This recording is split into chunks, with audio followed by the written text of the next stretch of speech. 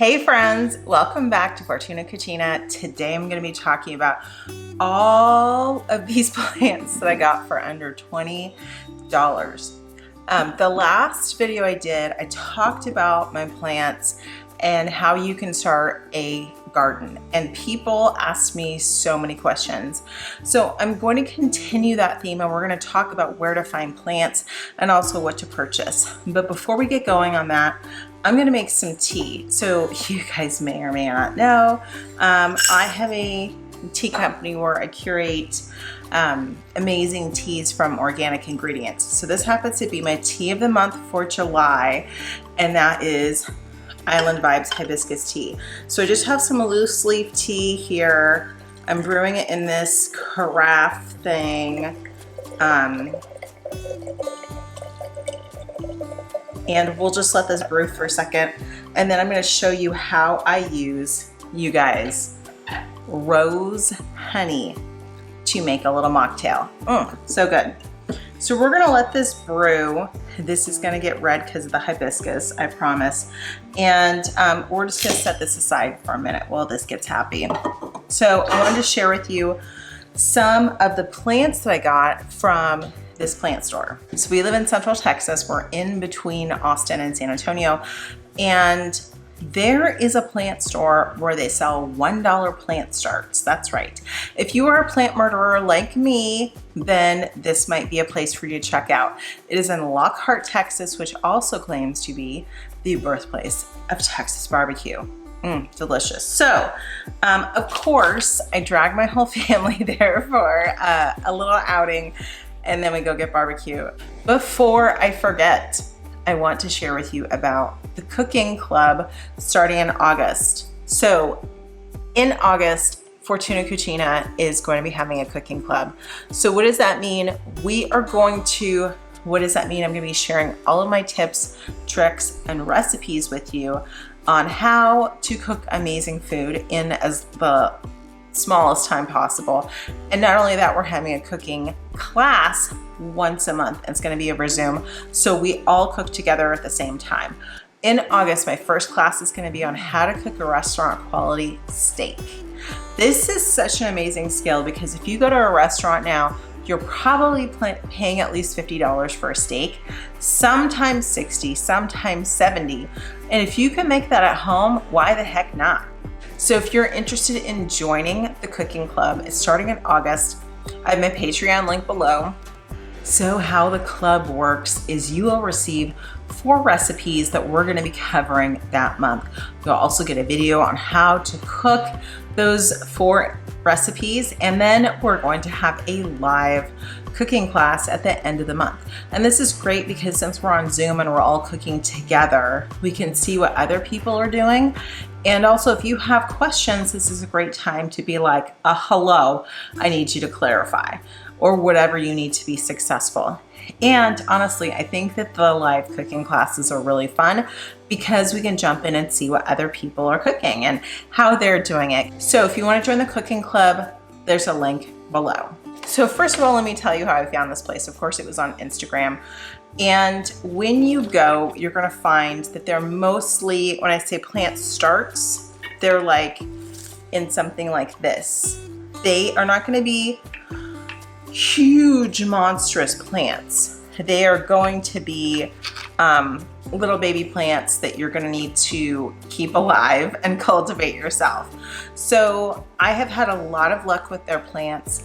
I went away on vacation and my tomatillo, it's like a bush, okay? I don't have any tomatillos yet, but I'm looking forward to the salsa already. The place I went to is called Inevitable Homegrown. It's inevitablyhomegrown.com. Okay, so they're open Saturday mornings from 10 to 12, which is perfect.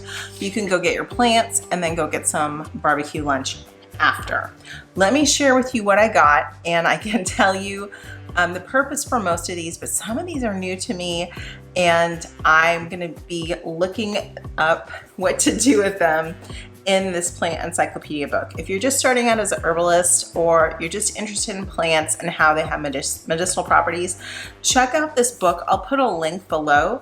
This is a really cool book. It will give you the official name of the plant, what it's been used for historically, what the deal is with it. Like, I really love that about this book. So let's start with this bin. So as you can see, like, these are plastic containers I brought from home because what she has, and I did not get the name of the proprietor, she's very sweet. They're these like peat pot, I think that's what you call it, peat pot like containers. So bring your own plastic container. These, my friends, are Roma Tomatoes. I'm so excited about this. And I may need a new pot for them, but I might have a 5-gallon bucket, which tomatoes do just fine in a 5-gallon bucket. You need to make sure there's a hole drilled in the bottom so that they have plenty of room to drain. Now, I'm probably gonna take all of these leaves off the bottom and plant it like the dirt's gonna come up to here. They like to be planted way far down. So Roma Tomatoes to start, we got 2 of those. And then, guys, I love my basil, okay? Look at this gorgeous basil. So I'm gonna go ahead and plant these, and I'm gonna give them a couple days to get acclimated, and then I'm gonna prune. So how you prune your basil is you count 1, 2, 3, okay? Do you see how there's these little baby leaves right here? What's gonna happen is I'm gonna prune it, 1, 2, 3. I'm gonna prune it right here, and from those little baby leaves, they will offshoot and develop 2 new big branches. So that's how you want to prune your basil, because otherwise you get one stalk up and down. Like with this guy over here, 1, 2, 3. We're gonna prune it right here, and we're gonna have big, beautiful basil. This is Basil genovese. I can already tell. There's tons of different types of basil. I also have purple basil in my green stock garden. That smells delicious. You guys, I'm very excited about this. Okay, I have never grown Echinacea before, and this one that she has, so she had 2 types of Echinacea. Echinacea is the thing for when you're sick. Like when you're feeling gross, that's the thing. And there's a great video by Doc Jones, who he's with the Homegrown Herbalist, I think is his handle. Watch his video on Echinacea if you are a nerd like me and you think this is interesting. He basically said that when you are sick, brew it strong and drink it all day long, because Echinacea, once you're already sick, actually is a little bit better for you than elderberry, which blow my mind. I didn't know that. But elderberry still has a ton of vitamin C, which is still good for you when you're sick. Anyway, I thought that was fascinating. So this Echinacea is, oh, by the way, when you go, you'll get one of these in clipboard, and you write down if you are having a $1 start or if you are buying a $2 plant. This size is $2. Okay, so most of these were $1 plants. That one was Echinacea White Swan. It says it was native, but I also got this one, Echinacea Purea, which is what I put in my immunity tea. So I'm interested in the Echinacea White Swan. Is gonna be an experiment, but this guy, can hardly wait till he starts to, starts to grow a little bit more. That's what I use in my tea. I totally love Echinacea. Okay, and by the way, when you go to this plant store, they have these little popsicle sticks. Put that in here, because I would not have remembered what this thing is. Okay, this is Hyssop, and I cannot remember what Hyssop is used for, so I'm gonna look it up in my book real fast. I got 2 of these. This is Yarrow, and Yarrow is great for certain types of immunity teas, things like that. Yarrow has been used in a lot of different ways medicinally. All right, so I got this one. This is Fennel, and Fennel, kind of like, if you do this, you can smell the herb. It almost smells like licorice, and I use fennel seed in a couple different of my teas. It gives a certain sweetness, and it's also good for detoxification. But I got this one because my mom always had fennel in her yard, and it reminded me of her, and for $2, I thought that was a lovely reminder of my mom in my garden. Okay, we're gonna take a quick commercial break, and I'm gonna finish making my tea mocktail here, and I'm gonna show you how easy this is. Look at this beautiful tea. If you are not a member of the Tea of the Month Club, you still have until the last day in July to get this month's tea. So make sure you sign up for the Tea of the Month Club. I always do something fun, and I don't have one around to show you. This month, and included in my tea shipment, I'm including there's these iridescent pink glass straws that are reusable. Perfect for your iced tea. Okay, so here's our tea. Isn't this gorgeous? We don't want to let it brew too long for a couple different reasons. One, this is not just hibiscus, there's also some lavender and orange peel in here. Orange peel is a bitter, and so it can get that bitter taste if you are brewing it for too long. And I wanted to show you, I'm putting some rose honey in here. We're just gonna stir this up. If you're wondering what rose honey is, it is exactly what it sounds like. I took some organic rose petals and infused them in honey. This is delicious. This tastes like, I don't know, something super special. And I'm just taking a little bit of that rose honey and mixing it with the tea here. And if you go to my blog, I'll have the recipe for how to make the rose honey if you want to make your own. And then we're going to top this with some ice and some Pellegrino. And I love this mocktail because sometimes we want something to drink that is not water, and especially if you're avoiding alcohol. I've heard from a lot of people who are avoiding alcohol these days. Tea is a great base for a mocktail because with teas, you can still get a lot of flavor, but you don't have the sugar, okay? And then you don't have caffeine.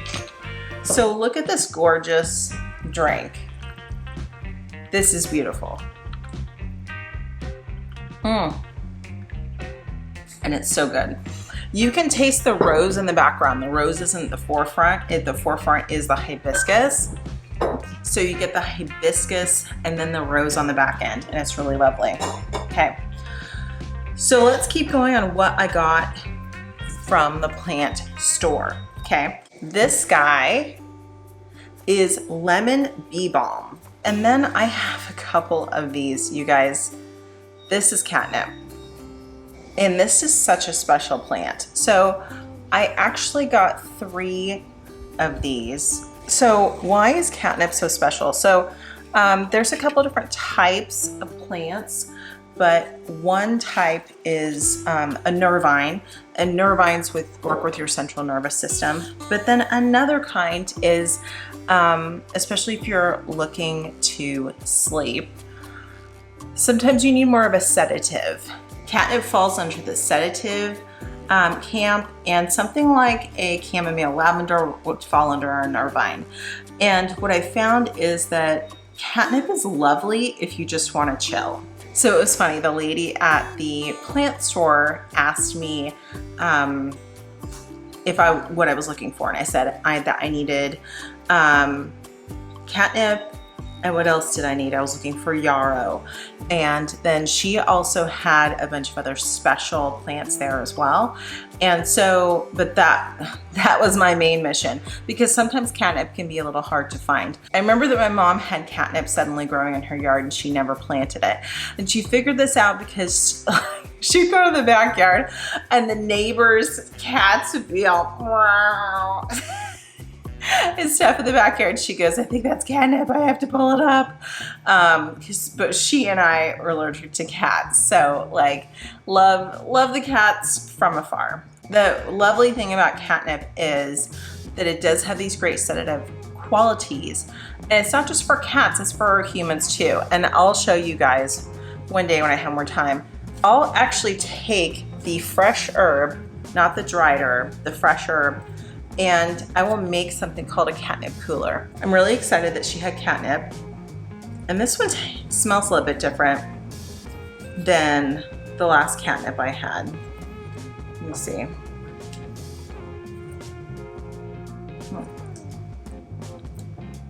It tastes a little bit different too. I don't know. But I've got 3 catnip plants and I'm excited to make sure it's back in my garden. So that was my plant haul. Again, I got 2 of the larger plants, these guys, and the rest were smaller plants, and so you kind of have to baby them for a little bit, but that's okay. I go out and I talk to my plants, I see how they're doing, I give them a little love. That is my $17 plant haul, if you can believe it.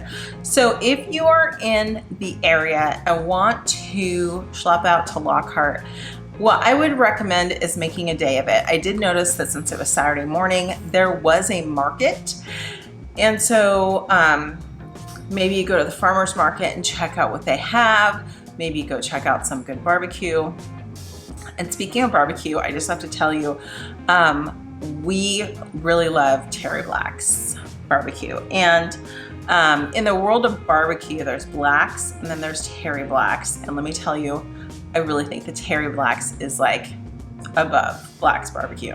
If you are not in the Texas area, some other ideas for getting inexpensive plants include go to a seed swap, go to a plant swap. Sometimes if you're, especially in the springtime when people are starting their seeds, sometimes you end up with something that's like, and it's crazy, right? And so sometimes people are giving away things. Join a garden group on Facebook. And I have tried this, and the thing is, sometimes these people are really experienced gardeners and sometimes they are not. However, it's nice to have some supportive people. And last year when I first bought my Meyer lemon tree and I was babying it and like giving it all kinds of citrus fertilizer and things like that, trying for it to really get established, because it is in a pot, because we do still get deep freezes here, which citrus do not like. So people were super supportive and people were like, just keep doing what you're doing. And so people in the garden community are generally really sweet people. You typically don't find a lot of jerks, but there are jerks everywhere, so I shouldn't say that.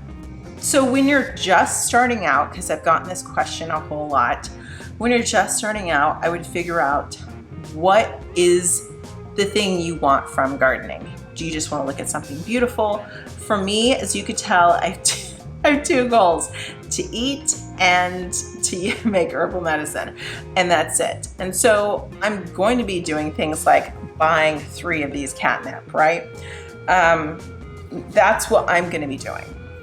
I'm not going to be purchasing gladiolas because they're beautiful, but maybe you will be purchasing gladiolas because they're beautiful. I don't know. So I would figure out first, what do you want from this whole experience?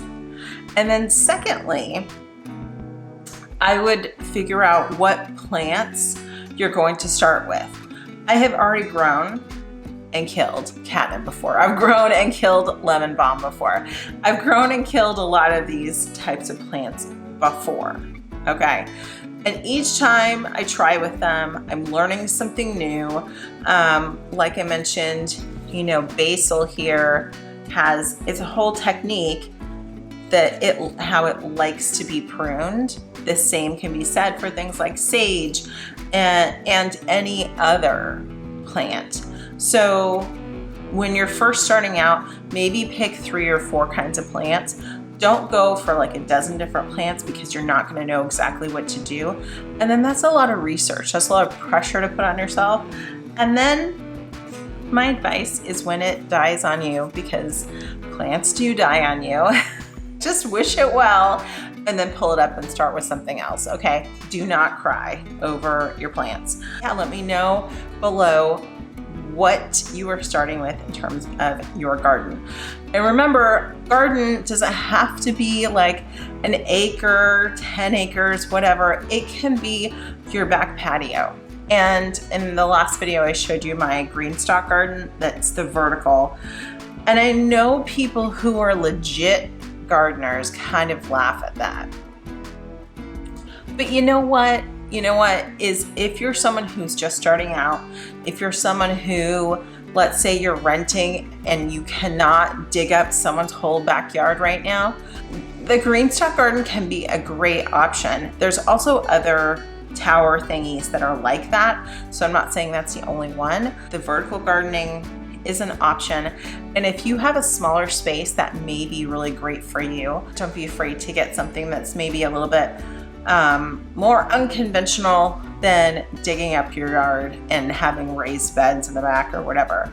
I mean, this is your gardening journey, not anybody else's. That's it for me today. I wanted to share with you what I got in my plant haul and to give you a little inspiration. I received a lot of messages on where to start with a garden. Like I said, I would just start with the things that you like. If you're gonna do tea, and you love peppermint tea, buy some spearmint and put it in a pot and figure out how often does it need to be trimmed back, what kind of fertilizer does it like, you know, go watch a YouTube video on it, you know, how it goes. So just start experimenting, and if the plant dies, it dies. It's not a huge tragedy, okay? I hope this video inspired you to start a garden. I'll see you guys soon.